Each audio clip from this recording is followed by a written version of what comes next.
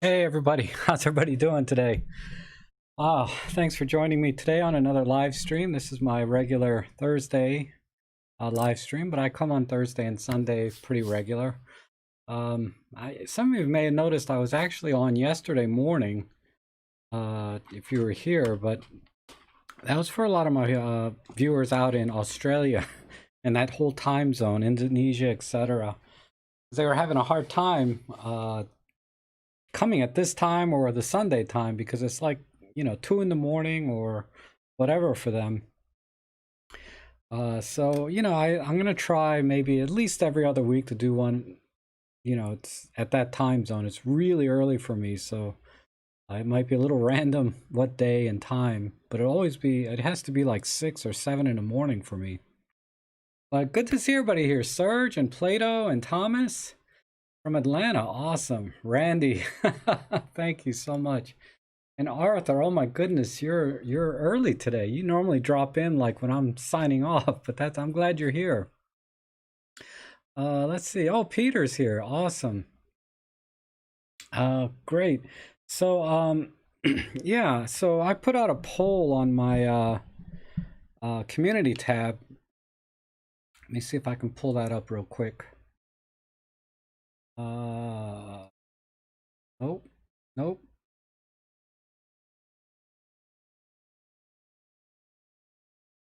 Yeah, this one.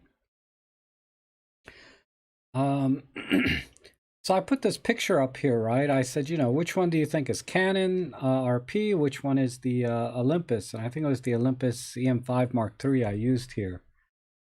And it's really hard to tell by looking at just this image because it's a JPEG of a JPEG, right? It's a composite. So I pointed you over to my website. Where is that?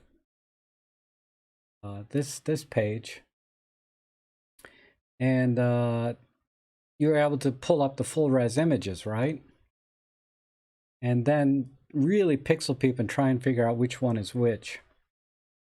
So anyhow, no more suspense. The top image is the Canon image and the bottom image is the Olympus.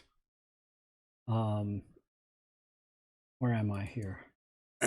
So for those of you that were waiting for that, that's all it is. It's the top one is Canon. And it was, I asked you to list why you thought the Canon was the Canon or the Olympus was the Olympus. Oh, I have the stats here too. So I got 22 responses, right? And I got more responses than that, but these are the only ones that were definitive.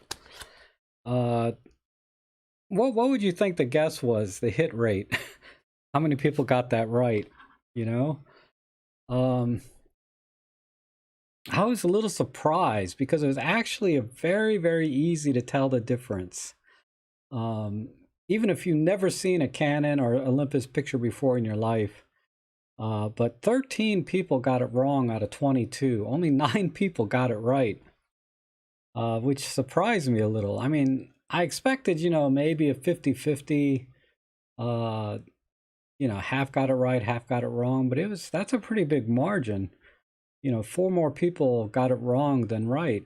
It's a small sample, but still, that was interesting to me, and a lot of people that got it right, I think got it right for the right reason.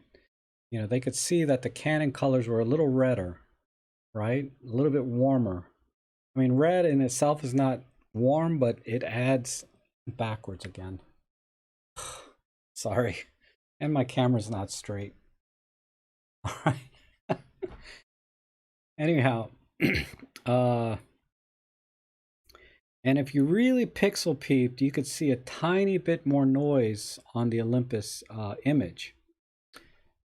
But that's very, very subtle. The reds are very subtle and the noise is very subtle difference between the two, because I had both the lenses at their respective apertures so that the depth of field would be the same.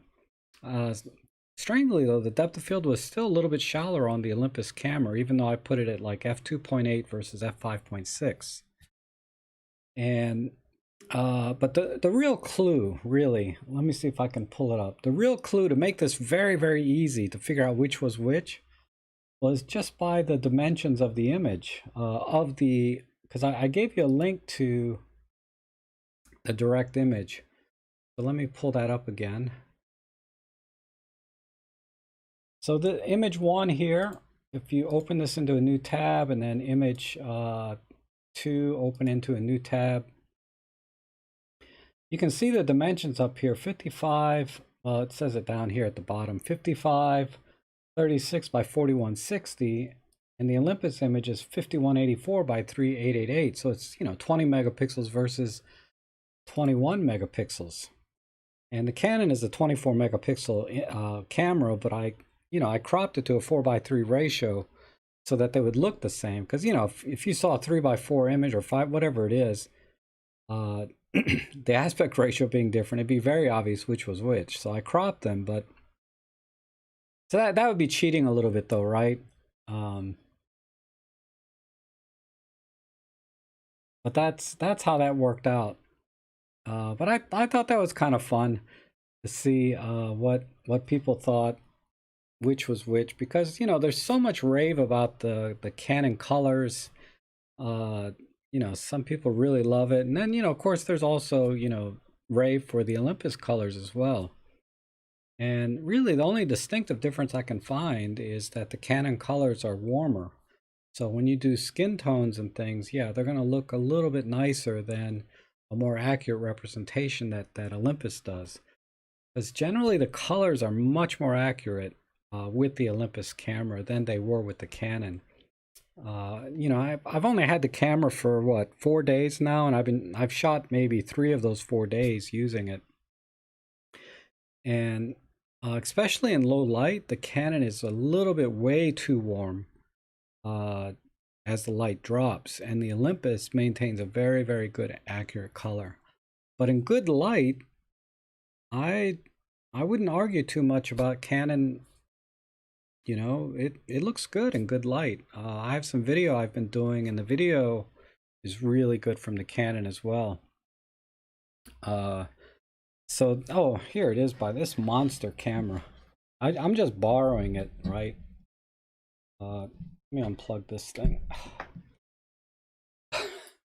Yeah, this is a monster camera. So, but it's been going well. I'm when it came out a year ago, and I watched a few of the reviews from a year ago, and they were kind of mixed, right? It's like people were complaining about the slow shutter speed, right? Not being able to the frames per second, right? In the high speed shutter, it's only like 5 in single shot, and then or single focus. They call it one shot, and then it's only 3, like 2, 3, 4 in continuous, right? So it's not a sports action camera, not at all. A couple other observations is, even though this is the 24 to 240, this lens is really sharp. It's really sharp. The few images I've taken with it, I was impressed with the sharpness. It was definitely, in some cases, it looked sharper than the kit lens from Olympus, the 14 to 150, because I'm comparing it really directly against the M5. I had it mounted on a side by side. I was doing some stuff, but the 14 to 150 kit lens and the 24 to 240 kit lens, they're fairly comparable in focal length, right? And aperture, and they're both, $14.99 right now. Price wise, they're about the same price when you get them with these particular kit lenses. So I thought this would be the most comparable comparison between Olympus and Canon. And Marcia, how are you? And David Crooks, good to see you. And Randy says, I was not supposed to get anything more. Just got an 80 to 200 f2.8D. Oh, man. The 80 to 200, that's an older, yeah, it's a D lens. That's an older Nikon. Oh, you said that right there. So, you probably got it dirt cheap because everybody wants the 70 to 200, right? But the 80 to 200 is a little less popular. But it's a fabulous lens either way, right? where was I? I was talking about the Canon because I didn't I'm not switching the Canon or anything. I just borrowed this for another testing I'm doing for a product I got that doesn't work with Olympus directly. This other product I'm reviewing works with Sony and Canon and some of the Nikons, but Olympus can the all the lower end cameras from Panasonic, Olympus, and even Fujifilm. I couldn't get it to work on any of the cameras I own, not even my Nikon. It only works with the newer Nikons like the Z6, Z7. So I asked my cousin, "Can I borrow your Canon because I want to test this other product?" And he he lent it to me. He says, "I said, he said, yeah, you can keep it for a couple weeks." I said, "Okay, no problem. Won't be any longer than a month. You know, I'll have it back to you this year. Don't worry." But yeah, I'll try and get it back to him next week. But if I need a little more time, he'll probably let me keep it. And yeah, it's basically, like Arthur's saying, it's basically the physical size and weight of going to a full frame system, because the body itself is not so bad, right? 458 grams or something. I got to actually weigh it with the battery and everything and see what happens. But once you start adding the lenses on it, even the cheapest kit lens they have, I forget what it was, a 12 to 50 or something, was 400-gram lens. So you're up to, almost a kilo with the lens and camera body with the basic kit lens. An EM5 Mark II with a basic kit lens is only about, 600-700 grams, if that. Probably closer to 650. But anyhow, and the overall size, is a lot smaller too. And the images, I'd say, are, I love the images from my Olympus cameras. I don't have any problems at all.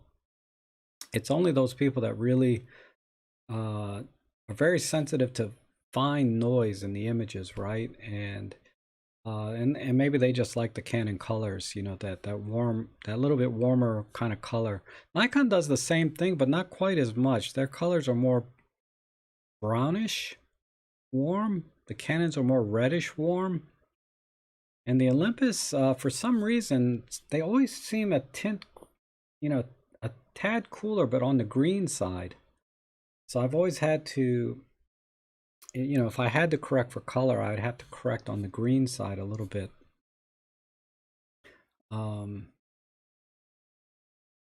Plato's saying, did I see the M1 Mark II with a... No, I didn't see that.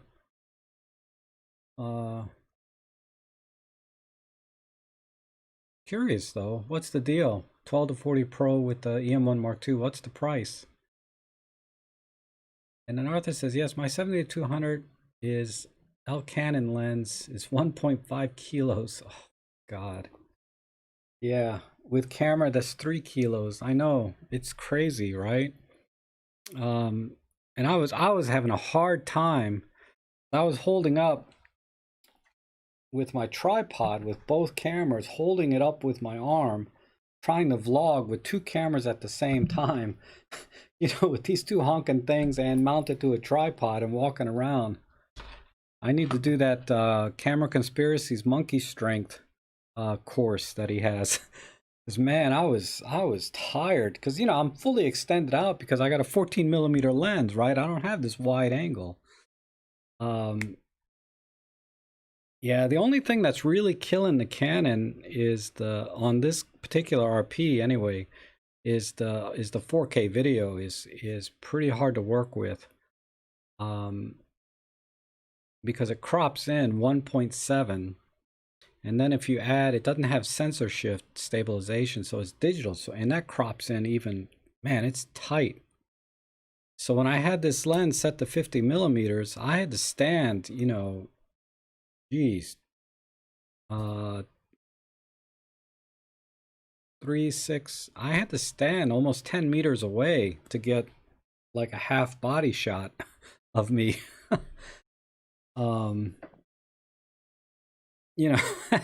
With the crop and stabilization, everything. I mean, who's going to stand 10 meters away from their camera at a 25mm, or I'm sorry, I'm so used to micro four thirds, but at 50mm focal length in full frame.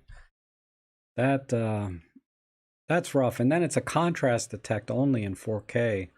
So the focusing was very back and forth. It wasn't good. I mean, it eventually got you there, right? But it was messy along the way. So I don't recommend people doing 4K with that camera because you just won't get a wide enough angle out of any of the kit lenses. You'd have to buy like a 7mm Samyang that they have now if you want to use 4K, and then when you want to go back to using 1080p, you have to swap lenses. So 4K is almost kind of a wash on that camera, unfortunately. It does have its benefits though, right? If you do need to crop in, like you want to 4K some little birds on a branch in a tree 100 miles away, you can crop in with this camera. Trust me on that one. Uh, then it's fine. But then and you have to kind of manually focus. Uh, but it takes really beautiful pictures though. I no question the images are gorgeous, but so are the ones on my Olympus. I took 2 shots today out of my neighbor's house across the street, and it was a complete reversal because up till that point the images from the Canon were sharper than the ones coming out of the Olympus kit lens, right? The kit lens on this. So I said, this is a great lens. I know it's like an extra megapixel sharper or more pixels, but um, when I took that picture of my neighbor's house, the Olympus was sharper. And I had them both at like f8 or something. I'll have to go back and really test and see, because you know how zoom lenses are, right? They're sharper at some focal lengths than others, and different f-stops. I mean, you set it to f8 on a full frame, you're pretty good, and f4 on a micro four thirds, you should be getting very sharp images. So I'm gonna have to test that a little bit more, just for my own satisfaction. Not that it really matters, because you have to pixel peep to see the difference. But it was, up until that point, every image I took with the Canon was a little bit sharper than the EM5 Mark III. Just the time, like I said, you had to pixel peep to see it, but it was a little bit sharper. So I put my 12 to 40 Pro lens on my EM5 Mark III and compared it at, the 40mm, similar focal lengths. And that's when it kind of equalized. I said, okay, now the EM5 Mark III is just as sharp as what I'm getting out of the Canon with its kit lens. But it's just one of those, and I'm only doing it because somebody asked me to compare, because one of the questions I got was, does that people argue that buying a full frame, with the cheaper kit lenses works out to being the same price as, say, a micro four thirds with the Pro glass. I mean, I don't know. I don't know if that math works across the board, because I can think of some examples where that definitely doesn't work. But anyhow, it's a legitimate question. Do you buy kit lenses and a full frame camera, or do you just buy a micro four thirds with Pro glass? And so that's why I was testing the Pro glass against this kit lens. But this kit lens is very sharp. I was surprised. The Canon kit lens, the 24 to 240, at the focal lengths that I was shooting at, up until I took a picture of that house, there was a significant difference where the 14 to 150 was sharper. I was like, holy smokes, how did that? I wasn't expecting that, because up until that point, every single image was sharper on the Canon. And maybe I misfocused. I don't know. I got to do some more testing, but I'm doing a lot of testing with photos, dynamic range, ISO performance, and there were some surprises there in ISO performance. Because everyone says that the sensor in this is from like the Canon 6D2, and all those Canon sensors from that down and before didn't have great dynamic range. And yeah, it's true. the dynamic range was weak on this camera, but not in the way you would think, you know? Because everyone's like, let me pull the shadows, let me pull the highlights. it's it's not as simple as that when you're testing for dynamic range. You have to test in different lighting conditions and different subjects and a variety of, and bracket the shots and then try and pull, I'm just trying to give like some real life examples of when you really need to pull highlights and shadows. I did set up a test scene on my dining room table that, so I can control the lighting, and the results from that were really interesting. So I'm gonna put that video together fast as I can. God, the video takes so long to put together, but I'm gonna try and put that together, and it's gonna be several short videos between the differences between Olympus and Canon in terms of the image quality in photos and videos. And then there's going to be another video on the ergonomics and feature sets, because I'm still struggling a bit to find certain things. Like I thought, I could just pick the camera up and just go to town, right? And use every feature in there. But the terminology is a little bit different. So when I'm going through the menus, I'm like exposure bracketing, right? They just call it exposure bracketing in Olympus. You go into the bracketing menu, there's white balance and focus and exposure. There's all kinds of bracketing. On the Canon, they call it AEB, auto exposure bracketing.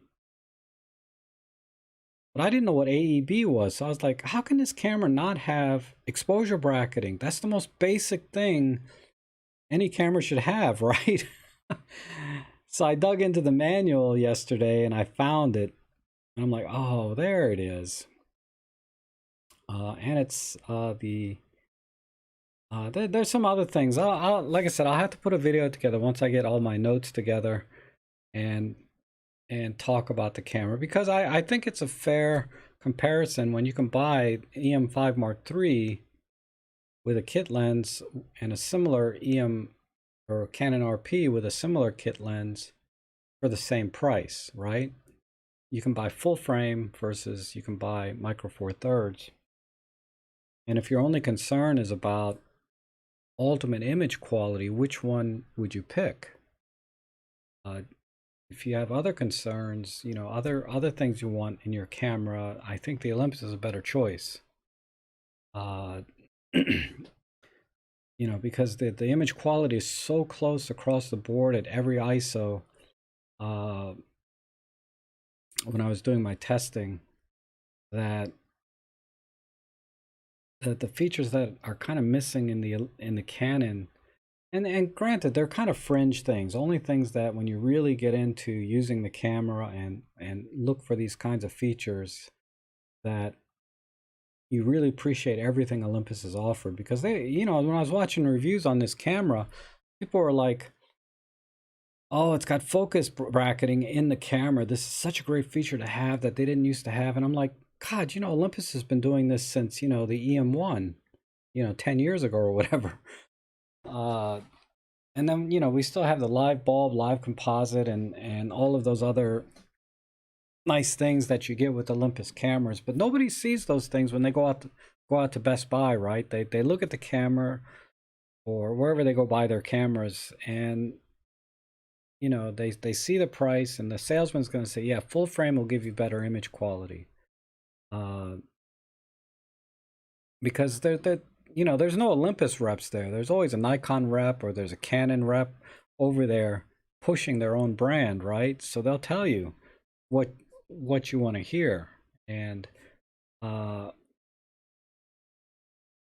anybody that watches YouTube, or did any due diligence on YouTube will hear a lot of the same things that the reps are pushing. And it's only when you really understand photography, I think, that you really appreciate what Olympus and, what, not just Olympus, but every camera manufacturer has to offer, something a little different experience for the user. But it's just not how it works here in the US and consumer sales, right? You want the best value for the buck. And anyway, let's move on. Did anybody have any questions about the Canon before we move on? Or 'cause I don't know a lot about the camera. I can just tell you what my thoughts are, first impressions so far. If you have any specific questions. I mean, it does the body by itself handles well, but when you stack a lens on there, it's a pain. Uh, and it doesn't have like half the buttons. It feels like I feel like I got a million buttons on my Olympus, and I can't do anything on this Canon. Oh, okay, Lysippus. When producing complex technical comparisons, have you ever considered using your peers like Robin or Peter for a peer review prior to release to ensure that the comparisons are fair and the best? I do not. At this point in time, if I'm comparing different brand cameras, they are not allowed to give me any feedback on that.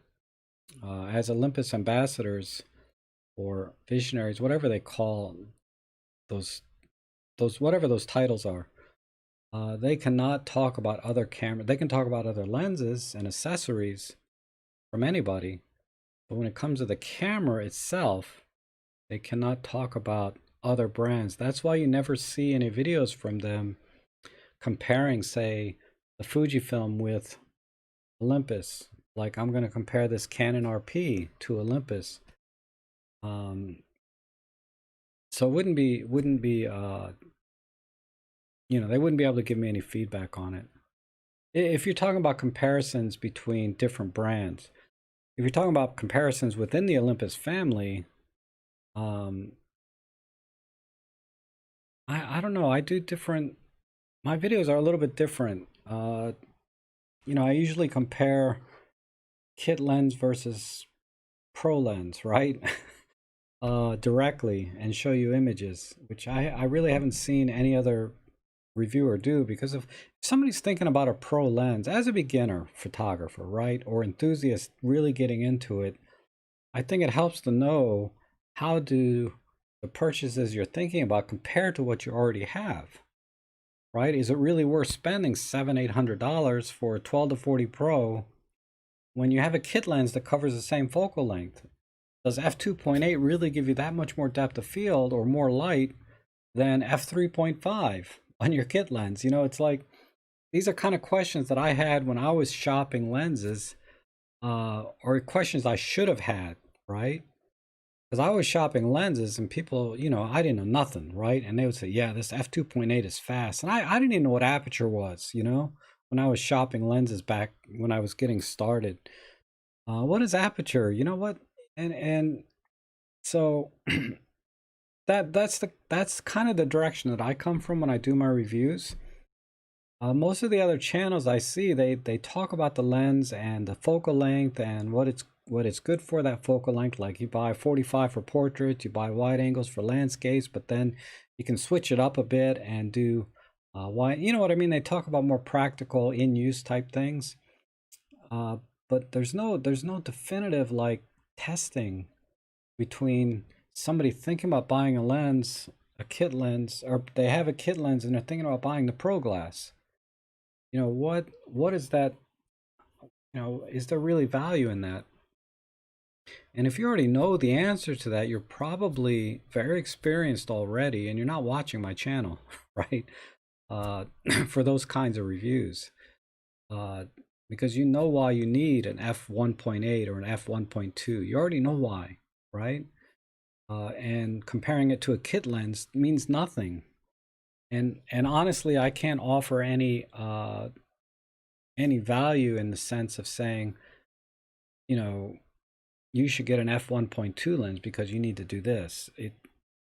Because I don't even use an f1.2. I'm shooting at f4, f5, 6 all the time, whether I'm using my pro lens or my kit lenses. And in fact, I used the 12 to 32 kit lens on one of my photo jobs this week. You know, was it this? Maybe it was Sunday. I went on Sunday. And then I had another job on Monday. Uh, so I had a good week. Busy, but it was good. You know, I had 2 photo jobs this week, which is a lot for me. um, yeah, marketing from Olympus. Plato is saying that marketing is not good from Olympus. That's true. Oh, Randy, you got some hummingbirds with your 300 f4. Yeah, I'm so jealous. Randy's got like the dream kit, the fantasy kit, right? EM1Xs, 300 millimeter f4 Pro. Probably got all the teleconverters and everything. Any suggestions on Thomas Kuzaska says, any suggestions on taking photos of vibrant purple pink flowers in the field of green? I often find them too vibrant straight out of camera, even the raw file, unless I severely underexpose. Yeah, I was going to say that's the typical technique is when you have very vibrant reds, you underexpose the photo a little uh, to tone that down a little bit, right? But if you don't want to underexpose the image slightly, um, the other only thing I can suggest is using a muted color profile in your camera, because right now the default setting is natural, right? If you're using aperture priority, if you're like in a scene mode or auto mode, it'll pick eye enhance or it'll pick vivid for you, and then it's going to be too saturated. So rather than underexposing, try toning down the colors using a muted profile. And then in addition to that, you can reduce the color saturation, um, another plus or -2. So dial in a -2 on the saturation. And then make sure you shoot raw. And then when you go into Olympus Workspace, it depends on the camera, but usually you can dial in individual colors back as well in terms of saturation. Most of the newer cameras, the M5 III, M1 III, like any TruePic 8 camera will have it. If you have a TruePic 7 camera, it's a little more random which cameras you can adjust the individual colors on in Workspace. And if you're using Lightroom or any other third party, you can definitely tone the brightness down of the reds. But yeah, there's not really any any other technique other than underexposing slightly. Otherwise, we're talking about reducing saturation or going into post-processing. That I'm aware of, anyway.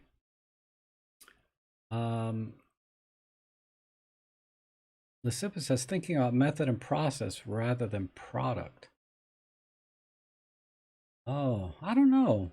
I don't know, Lysippus. I've never thought about working or getting feedback from anyone about what I'm doing, because they're so busy. I don't like to bother people uh, when I have questions myself, right? I try to research it and do my own due diligence, and I think it's best that we don't communicate in that respect so that we have very independent perspectives of the products. Because you don't want to come on and watch 3 different channels and have all 3 of us say almost the same thing. I mean, it wouldn't be that bad, but you see where I'm going. Like when we did the toilet paper challenge, we did coordinate the topic. We said, let's take a picture of toilet paper. And you can see all 3 of us did, or 4 of us did very different images, right, on toilet paper, because other than the subject itself, we didn't coordinate. And I think that's really the right way to do it. Oh, hey Lauren, how are you? And let's see, Arthur says, regarding size, weight versus features, what would you recommend for someone like me doing street photography, EM5 II or EM1 III? Well, you have an EM10 II, so I don't see any reason to upgrade, I mean, to either of those cameras. The M5 II, let me think what that would add. That adds weather sealing and then some video features, but then it's got that fully articulating screen, right? It flips all the way around. That's not good for photography, right? I don't prefer it for photography. And the same thing with the M1 III. Now, the only advantages for street photography that those cameras might have is it does have the high-res shot modes, right? So you'll get better low light performance for your static objects, right? Your storefronts and streets, and you can get some interesting effects like blurring effects if people are walking in the frame while you're doing a high-res shot mode. But I think for that feature alone, that's a lot to ask. Now, if your EM10 is broken, maybe get the EM5 Mark II. I don't think you really need image stabilization for your, power. If you need image stabilization, EM1 Mark III is your best bet. And that's got handheld high-res shot mode, which is really nice. And that's the only feature I can think for street photography-wise would make sense. But I don't know if it's worth spending, the money just for that one feature over an EM10 Mark II. Because you're not going to, as you know, you're not going to be able to tell the difference between 16 or 20 megapixels with the shots that you're taking. Trying to think if there's anything else. If you like adapting lenses, it has lens profiles built in, which is kind of nice. Honestly, I would say you might want to think about a Pen F if you feel like you can live with that fully articulating screen, because the Pen F has a lot of interesting JPEG centric type features where you can control saturation of individual colors and dial in different color profiles, and then there's different grain patterns and stuff for the black and white. So there's a lot of things you can do in the Pen F that can't be done in any other Olympus camera. You can always do it in post-processing, but the Pen F you might really enjoy. If you can get a good deal on it. They're still kind of pricey for being out so long. Music Sound Gear. Hello, Rob. Just saw that you were live. Caught the early morning. Oh, okay. Awesome. Yeah, that looks familiar. Music Sound Gear. I'm glad you're back. Most people never get that involved in the camera manuals to read, to make a real comparison. Unfortunately, a salesman will say Olympus is getting out of business and that will set the sale for Canon. Yeah, I mean, it doesn't matter. If it's a Canon rep, they're going to tell you everything, right? Good about Canon and at best be neutral on the other brands. Or Nikon rep. And, even, I've run into salesmen there at the, whether it's at the camera store or at Best Buy. Like the camera store person is a little bit more independent. But they have their own biases because a lot of the salespeople at the camera store have been shooting a long time themselves. They're experienced photographers, so they'll have their own preferences. I mean, I don't like to call them biases. They have their own preferences. They'll say, I really enjoy shooting with my Nikon or my Canon or, Pentax, whatever. It's the Micro Four Thirds community is very small. It's very niche, right? There's not a lot of us out there relative to the other big three.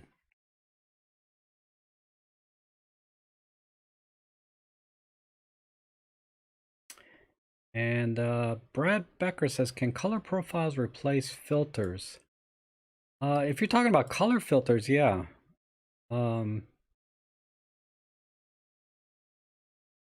If you're talking about like warming filters and things like that, yeah, you can pretty much use a color profile in post-processing. The Olympus Pen F has color profiles that can be dialed in as well.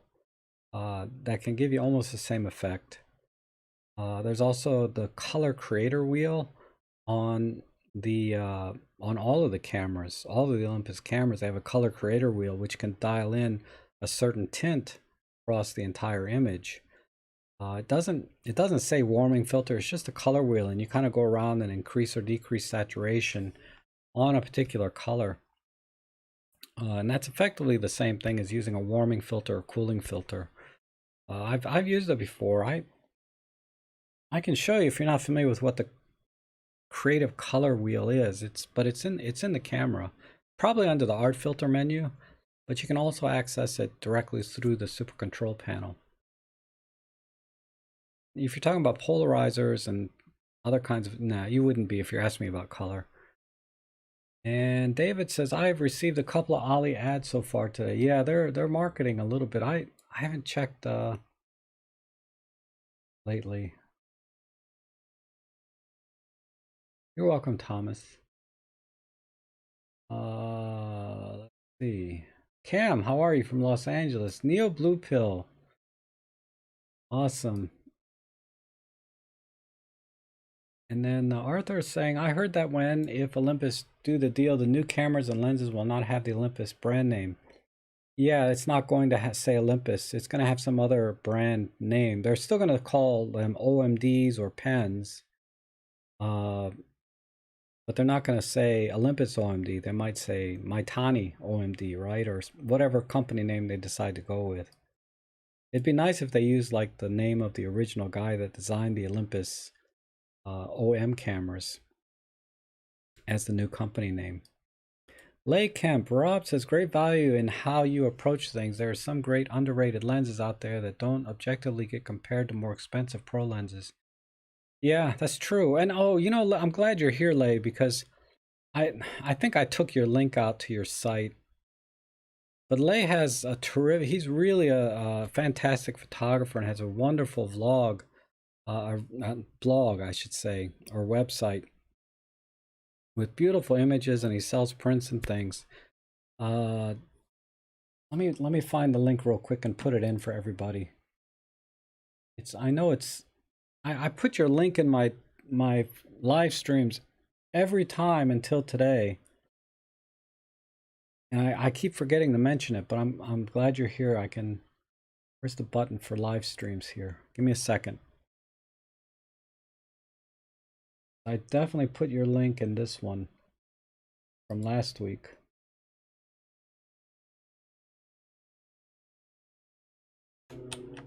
All right. All right. This is Lay's site here.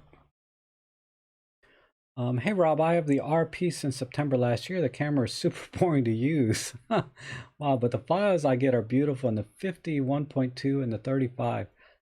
I'm curious about the 35 f1.8 because that's like $500, right?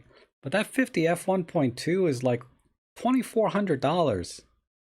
$2,400 for 50 f1.2. Seriously, okay, camera companies, I need to make an announcement or public, I don't know. You guys need to make f1.8s for like under $500. Nobody needs an f1.2 for God's sake. And nobody needs to be out, you know, $2,400. Why? Why would they do that? I just, I don't know what they're thinking anyway. Awesome lens, f1.2, but come on. You know, what would you possibly, you know, I get it on Micro Four Thirds, right? Because people want to get that shallow depth of field on a camera that they own, that they love. And the only way to do that is with a super wide aperture sometimes, right? But a full frame camera that sells for $1,000, nobody, you know, well, I guess you did, but who's going to buy a $2,400 lens?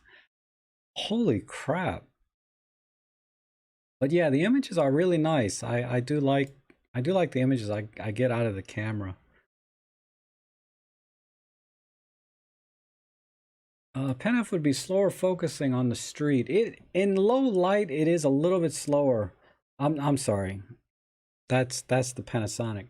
The Penf is a hair slower. Yes, that's true. It's not as snappy. I agree with that. I don't think it's that bad though that I'd rule it out for street photography. It's actually pretty good. But it's not as snappy or as quick as any of my other Olympus cameras. I can say that for a fact. M1 Mark II is fine for street. Yes, I would agree.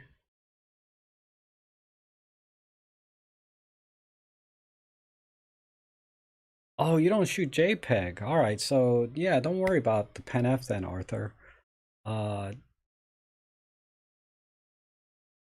You know, I wouldn't upgrade to an EM5 Mark II from an EM10 Mark II. I'd upgrade all the way to the M1 Mark III.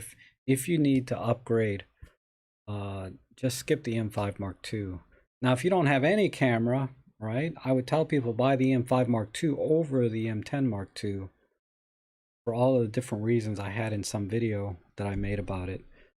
But for, you know, if you already have an EM10 Mark II, there's no reason to get an EM5 Mark II, really.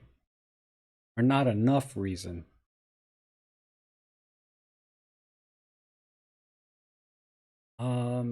Music Sound Gear says Olympus is running a sale for the next couple of Pro EM1 Mark II with a 12 to 40 or a 42 millimeter Pro lens. Maybe the 45 millimeter Pro lens for $13.99. That's a killer deal. Because they do, I think it's a 45 Pro. Panasonic is the 42, right? Because that Pro lens alone is almost $1,000, isn't it? Wow, that's a good deal. I just, wow. The only other Pro lens I'm considering, other than I have a 12 to 40 Pro, that's my only Pro lens, is maybe the 17 f1.2. I really like that focal length. It's just the 17 f1.8 is so good. I just can't imagine what the 1.2 would do for me, other than just knowing that it's a little better, right? I don't know. Lauren says the Canon RP kit lens is slow, so I take it they rely on the ISO performance of full frame to make up the difference. In the Canon line, the APS-C M6 Mark II might outperform the RP, but will they keep M? Yeah, they don't do a lot for the M with respect to making new lenses. They haven't really expanded that system much. They keep cranking the cameras out, but they don't really have the same energy behind it like they do their full frames, right? But I didn't find the kit lenses too slow. If you're talking about aperture wise, yeah, they're they're like every other kit lens. But it's, oh, there's a scratch here. I hope I didn't do that. If you're watching, Isaac, I didn't do this to your camera. I'm very careful not to drop his camera. Very careful. David Crooks says, save $100 on the TG6. Yeah, that's a good little camera. I love my TG5. I love shooting with it because it's so compact. John McCormick, how are you? I see the bean counters are at work. Dismantle. Yeah, I saw your post on my forum. Well, it's not only the rewards program, but they have to probably eliminate the affiliate program as well, which I'm not an affiliate for Olympus. They have to because that has contracts and agreements with other companies, not just Olympus. So if Olympus is selling it to another company, that company may want to draw up all new agreements. So they might launch a different type of rewards program or different type of marketing. Or it might be just that it didn't make any difference in sales having a reward program. Because how often do people buy stuff, right? I don't know. Olympus would know. Maybe it didn't. Maybe the rewards program didn't make sense anyway. But I would suspect that it has more to do with all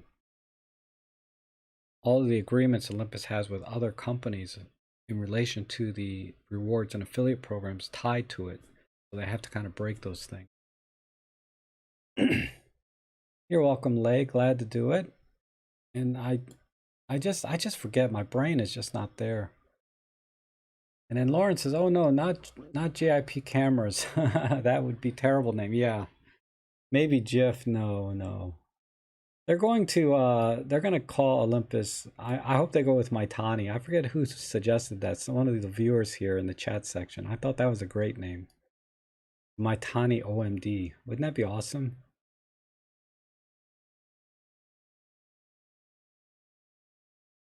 And let's see. Lauren says, with full frame cameras, you can shoot in the dark. As for bokeh, the question is why professionals spent decades mastering backgrounds look great in photos. And now they want bokeh balls. Yeah.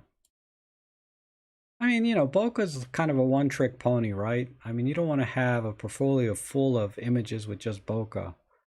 Blurry backgrounds, I should say. You have to be able to mix it up. If all you know how to do is one thing, get shallow depth of field, you'll never make it as a photographer or make money as a professional. You have to be able to do a lot of different things. Um, it sells cameras apparently, right? And cell phones, the fake bokeh they got. And it's like I said, it's a one trick, but it's not everything, right? The RP was introduced to lure young photographers into full frame. That way Canon can get them to buy expensive RF glass. Yeah, I don't know what they were thinking by launching that camera with $2,000 lenses. Um,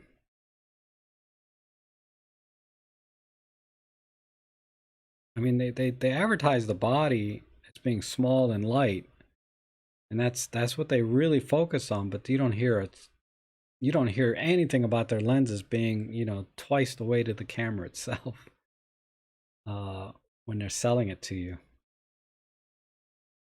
But that said, my cousin bought a Canon, you know, instead of anything else out there because he shot with a little Canon Rebel for 15 years. He had that thing forever. And then it got sand in it like a couple of years ago. So a couple of years ago he started looking for another camera. But it wasn't a priority, so of course he's just going to buy another Canon because he liked his old Rebel Canon. And he didn't even ask me for advice. He just went and bought what he wanted. And that's just the way it is, right? People buy what they want. It doesn't matter what anybody says or can recommend, because I would have definitely told him to get an Olympus over this honking thing because it's so huge. But even if he did ask and I told him that, he'd probably still buy Canon, right? You can't change people's minds, you know.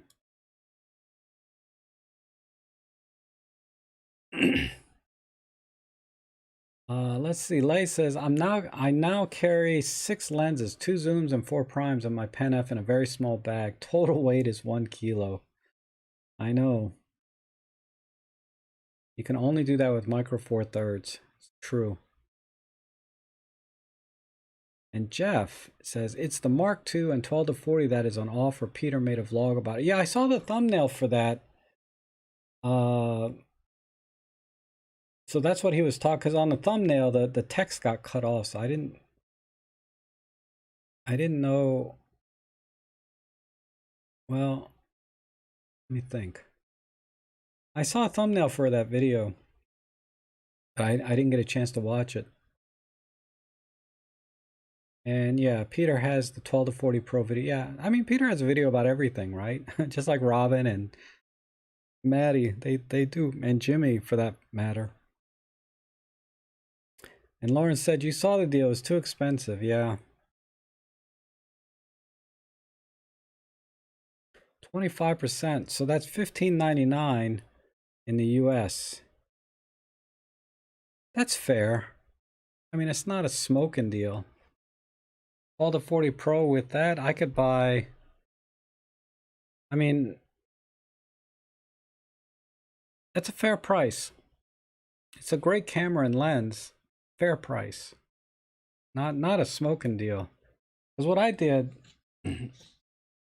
I go to the getolympus.com, and when they have the 20% off coupons, so they have these, I printed it out because the deals were so good. I says, I'm not buying a camera until I get deals like this again. So let me tell you what they had here. EM5 Mark. I can't see anything. Give me a second. Showing my age here.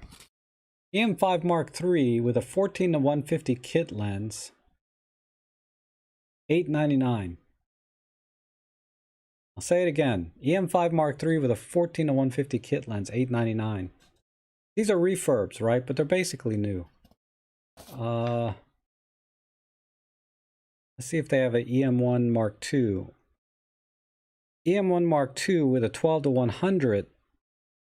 I'm sorry, 12 to 200 for for $12.79. And they don't have any smoking EM1 Mark II deals in here. I mean, that's not bad, but who wants the 12 to 200 lens? Nobody. EM5 Mark II with a 14 to 150, $5.99. EM1X with EM1X body only, $23.99. Ah, they're cheaper than, I'm sorry, $19.99. EM1X body only, $19.99. 12 to 40 Pro f2.8, $4.99. EM1 Mark II body only, $7.99. So you can get us, back then it was $7.99 plus $4.99. That's what, $12.99, right? $12.98 and change. For a refurbished with the discounts and all. Those are the deals you need to wait for and get. You know, not like 25% off brand new stuff. That's not going to cut it.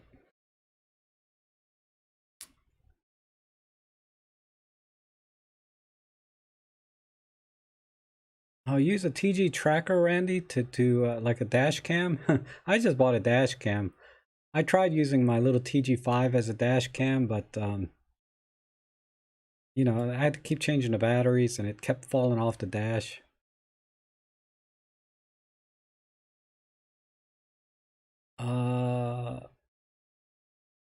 Focus a thing of fashion. Back in the 80s when the lenses didn't work well wide open, we didn't care much about it. Yeah. And Lauren says, Rob, the RP recently body plus zoom. Yeah, I saw that, $9.99 with the basic kit lens. But even $14.99 with this 24 to 200, 24 to 240 is a really good deal. It's sold out right now. $14.99 for this setup. I would get this over the other, well, I don't know if I would get this lens. It's a honking lens. When I saw it, I remember when I saw the RP for $9.99 with the kit lens, I was like, wow, that's interesting, you know, but I just, full frame is just not on my radar at all. I got no reason, because what would I do with it after I get it? You know, it's like, I'm not going to buy a $2,000 lens or $3,000 lens to keep it going. Of course, I did see some good third-party lenses for it now. But it's not so much better. I mean, it's a tiny bit better, I think, some of the images I got. But that's pixel peeping them, you know? I just didn't, I'm still not convinced full frame is right for me. Or ever will be, because I had a full frame. Well, I still have it, my D750, with great lenses, you know, 85-1.8, 70 to 200 f4, fantastic lenses, you know, and a few others. My 35mm Zeiss Distagon, my God, that's a great lens. My 60mm macro lens for that Nikon is amazing. 60mm f2.8 macro, oh my God. The images I got from that. But the problem was I didn't want to carry all that gear all the time. Especially that 150 to 600 I still have. You know, that big honking thing. That's the one thing I might be able to sell. You know, I might only get a couple $100 for it, but I'm thinking about selling that and buying like a 9 to 18 or something. Or I really want that 8 to 25 from Olympus.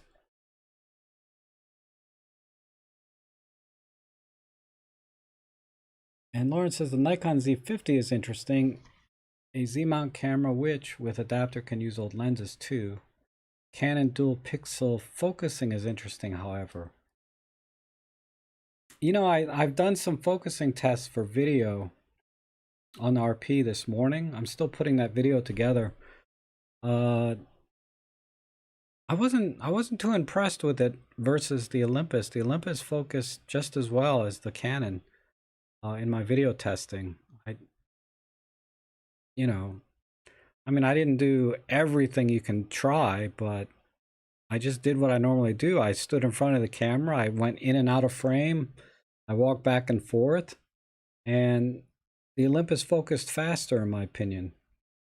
And that's the EM5 Mark III. That's not even the EM1 Mark III. The EM5 Mark III did all that, which would be the same as the EM1 Mark II. So I'm not now if I didn't have an EM5 Mark III and I was still using my Pen F or my EM5 Mark II, yeah, I would be very impressed with the focusing. But this EM5 Mark III is, what the heck happened here? This thing is, I'm gonna break something if I wave this around because everything here is so close. This thing focused better. Another thing though is the eye detect and face detect. The Canon did beat the EM5 Mark III. I've only done the test once. I need to do it a couple more times in different light.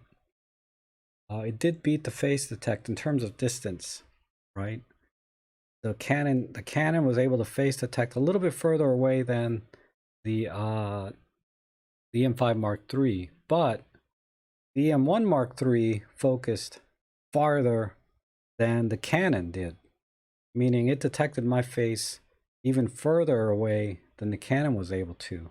So the EM1 Mark III face detect is definitely superior to the EM5 Mark III and the Canon RP.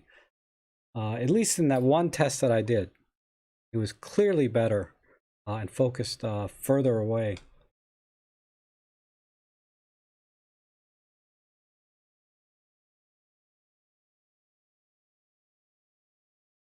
Still hugging my M10 and kit lens deal for $299. That's right, Brad.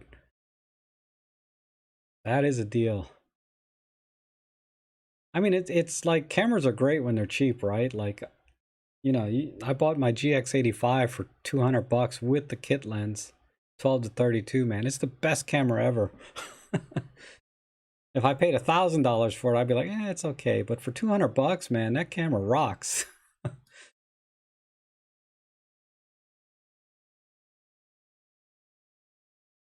Holy smokes, Neo. You got an EM10 Mark III with the kit lens for 260 pounds? Wow. Nice. Wolftick, how are you? So what's the verdict? Oh, you missed it. Well, very quickly, there was 22 votes. 13 people got it wrong. 9 people got it right. And picture one, the first one, the one on top was the Canon. So you have to play back, you know, the beginning when we talked about it. But that about sums it up. More people got it wrong than right, which surprised me. Dave says, hi, Dave. I found the dummy battery for the M1 so I can take long exposure pictures and not run out of juice. Have you used it yet? Or did you just find it? And you know, when you get it and it comes in, let me know how it works out, you know, like in one of the chat sections if you haven't gotten it yet. If you already have it now, tell me now how it's working. It's not something I would buy, but I think a lot of people would be interested in that. Wolftick says, I would love to talk to you about buying that 150 to 600. I have a Nikon Tamron. It's a Tamron 150 to 600. Yeah, if you're here nearby me, just come on over. I'll sell it to you.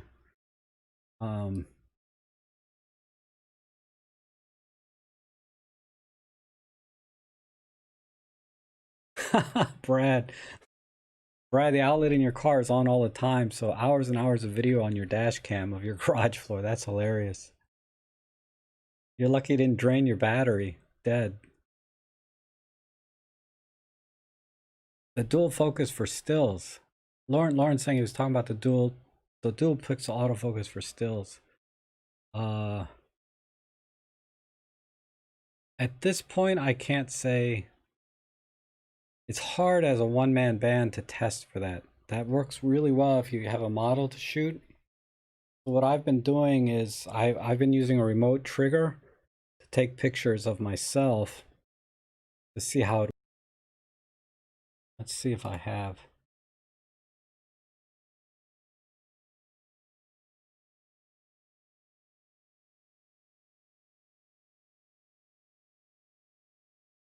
Well, that was my job. So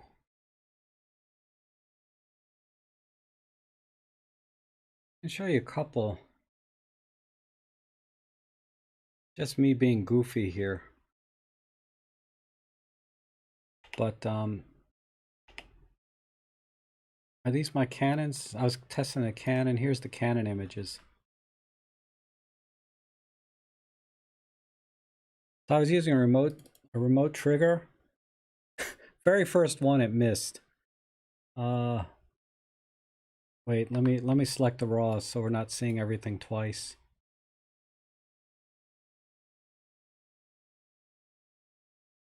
Missed again. There, finally got me. And we're good, we're good, we're good, we're good. Look at this. Frickin' mosquito on me. Let's see, fine there, fine there. And then as I get further out, let's see. How about out here? Yeah, still tack sharp. So I need to do more testing. Let me see if I have anything else. Oh, no, that was my photo job. Let me see. This one, we're good, we're good. See, there's my little remote trigger. I'm further back here. Did it get me? Let me see. Yep, nailed it. Oh, that's all the testing I did. So it seems okay. Whoops. It seems all right. Dang it, I need to, oh, thank you, Neo. I appreciate that. That's awesome. Let's see. Thank you so much. Let me try and catch up here. Dave, I found dummy. Okay. Wolf Tick Becker. Arthur says, regarding full frame, especially today when you just increased the lens mount for bigger lenses, why are Leica lenses so small?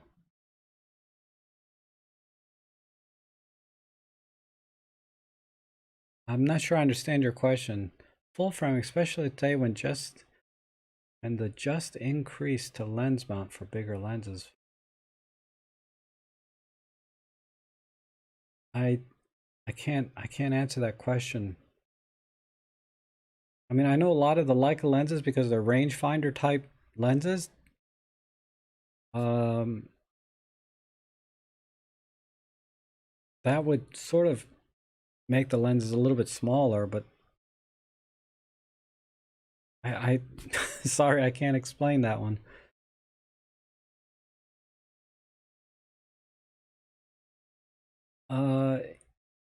Evgeny Poptashev says the M5 video AF is excellent, in my view, better than the Z50. Possibly. I mean, it's pretty spot on.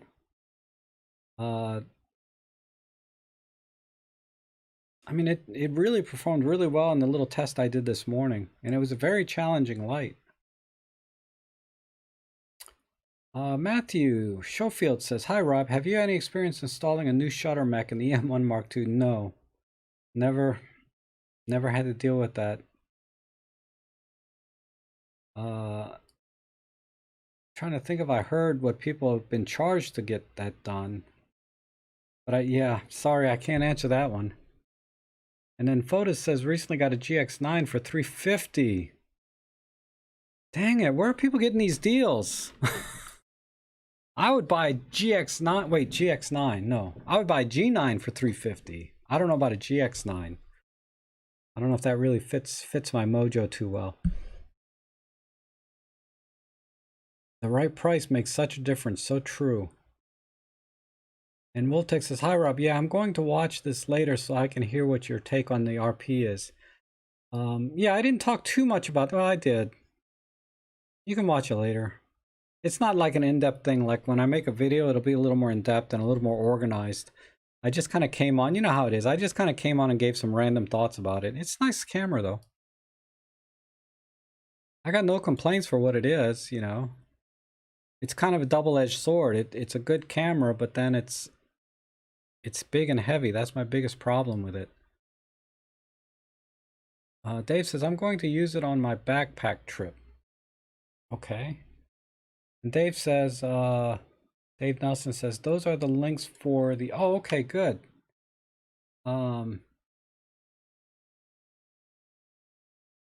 Yeah, you know, you can't post links in the chat section, unfortunately, so you can post them on my forum. Put it under the, I don't know, there should be a forum there in my forum about accessories, I think. You might be the very first post in that section. Well, you know what? Wait till you get it and make sure it works before you post a link to recommend it to anybody. I'd hate to put a link there, then like 10 people buy it, and you know, and then it sucks. But if it works well, yeah, put up a link to it after you've tried it. Des, how are you? Your new time slots are making it impossible for me to see these live, but hey, I guess you can't justify everyone. You know, Des, I was on yesterday at 7 a.m. my time. I don't know what time zone you're in, but that was, I don't know if were you in that one? Let me know what time zone you're in, or what time is it for you right now, Des? It's 4:16 right now. Where I am. Tell me what time it is where you are right now.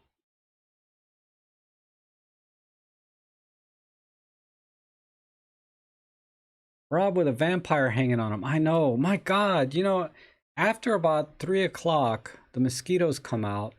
It's hot as heck, and they're still like swarming out there. And I bought a bug zapper for outdoors last week, and it's killed about thousands of them.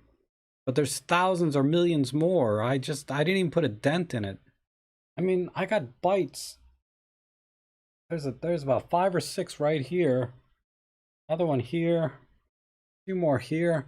I mean, if I just go out for 5 or 10 minutes in my backyard after like 4 or 5 o'clock, man, it's just no praying. So I bought, you know, well, I put some bug spray on me. And yesterday I found a freaking tick on my leg. It's just, it sucks going outside sometimes, you know. The only time I can go out is like early morning when there's less mosquitoes. They're still there, but oh, okay, thanks, Dave. The 5D Mark I is a very special camera. You should test that one instead. Yeah, the older full frames, those are really cool. Like, I don't know about the 5D Mark I, but people say the D700, the D3 are really good. Blurry chat section. Probably your resolution is set to low, because it looks fine on my computer. And Lauren, has anyone compared the Olympus 30 macro to the Lumix 30 macro? Olympus went on sale for $225 and the current Lumix is $298. No, that 30 macro is just too small for me, the focal length. So it's not on my radar either. And Arthur says, full frame Canon, Nikon are now bigger and heavier, yet Leica still use small, essentially lighter lenses. You know, a full frame is not on my radar. Leica is definitely not. But I'm trying to think, you know, I think a lot of the Leica lenses are manual focus too, aren't they? I just haven't looked at Leica stuff, but you know, they use the M mount Leicas. A lot of the lenses I've seen from them are manual focus. So maybe that has something to do with it.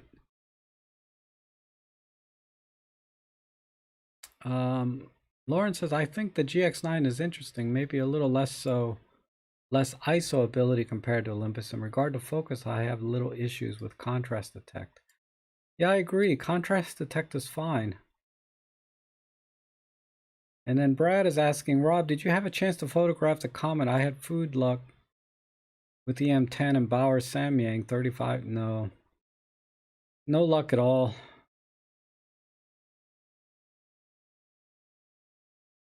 Hi, Barry. How are you?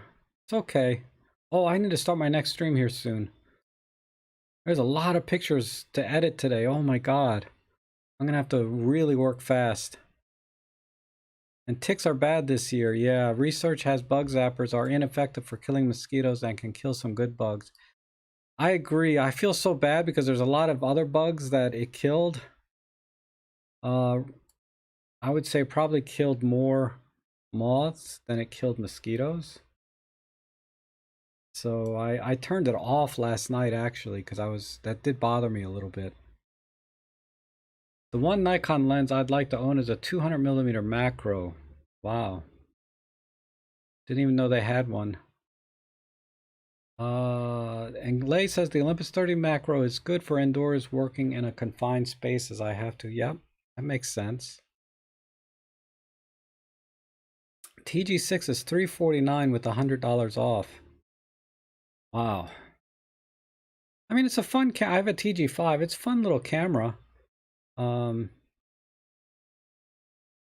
Just to take out. I mean, honestly, the images aren't really that much better than your cell phone because they're the same size sensor. But it's a real camera, right? It has buttons and dials and settings and things. I hate taking pictures with my phone. And I know a lot of the features that, it doesn't have like everything that an EM10 might or any other Olympus, but it has enough that you can get some really cool images. I have a couple of photo walks, 4 or 5 of them with the TG5, daytime, nighttime, and all of the images are awesome from that camera. Definitely images you could not take with a cell phone as easily. Well,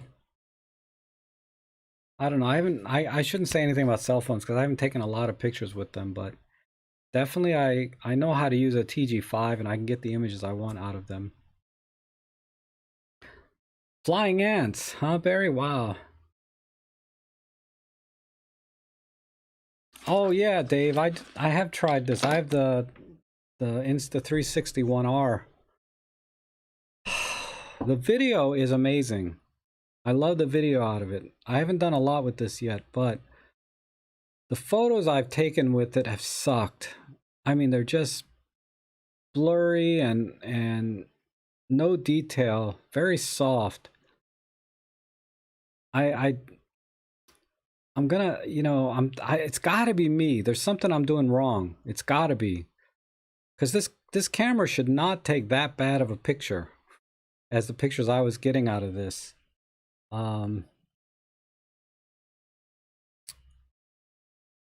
Yeah, I'll show you one.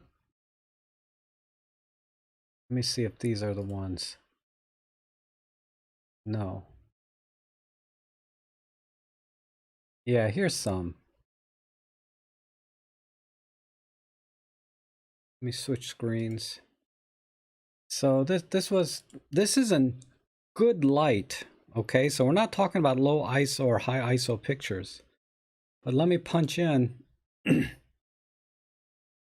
don't know if you can tell. Let me close this. Can I zoom in more? I mean, this is just horrendous, you know? I just cannot believe how bad these are. And I probably tried to process this too. Like add sharpening and all of that. How come? Oh, okay, that the hard drive went to sleep, that's why. Yeah, I did try to process this. I mean, the dynamic range is great. This is an HDR shot. Look at the dynamic range on this. Amazing, right? But let me show you an indoor shot that was supposed to be in good light. Let that render. It's not going to improve much even after it renders. But look at the light switches here. I just cannot believe it. There's grain everywhere. I just can't believe it. Look at the grain up here. It's just awful. Because I was trying to do like a 360 tour for this property. I mean, they didn't ask me to, but while I was there, I said, I got to start to practice and learn how to do this. And I'm like, this is just unbelievably bad how soft these images are. They probably look fine on the live stream. I don't know. But when I'm looking at them with my own eye, it's terrible.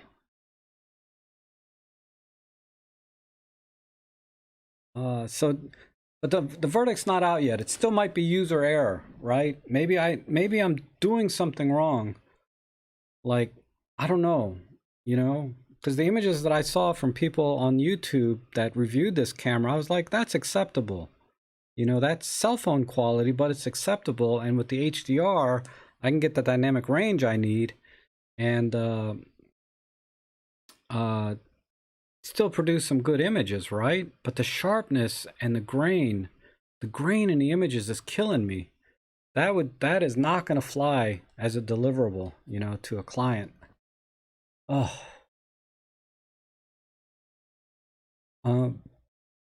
Oh, thank you, Bob. 5-minute warning. And Jan Garcia, how are you? I haven't heard from you in a long time. You know, another person I haven't heard from is I forget her name. It's been that long. But Jan has asked, "Hi Rob, I'm getting a bit tired of the M10 Mark III autofocus for moving subjects. Do you think an upgrade to the M5 Mark III would be a good jump for action photos, moving people, and dog photography?"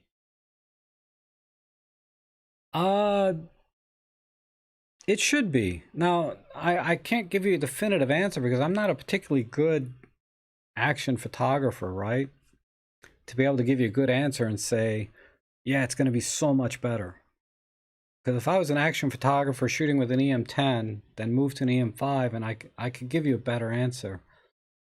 I can only tell you from anecdotally, everyone says it's better. But I know that when I was doing some bird photography, it was definitely way better, right?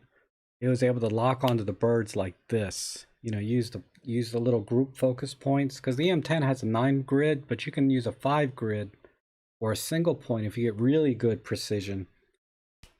It was so much better. Yeah, definitely for bird photography, but for jumping dogs and action photos of people, you know, you would think I would have a lot of good pictures of my dog jumping around, but she's anyway, she's a bit too fast sometimes. But yeah, for bird photography, definitely, I can tell you it's so much better than EM10, but I haven't really tried it a lot with other moving action things. Yeah, Dave, it sucked.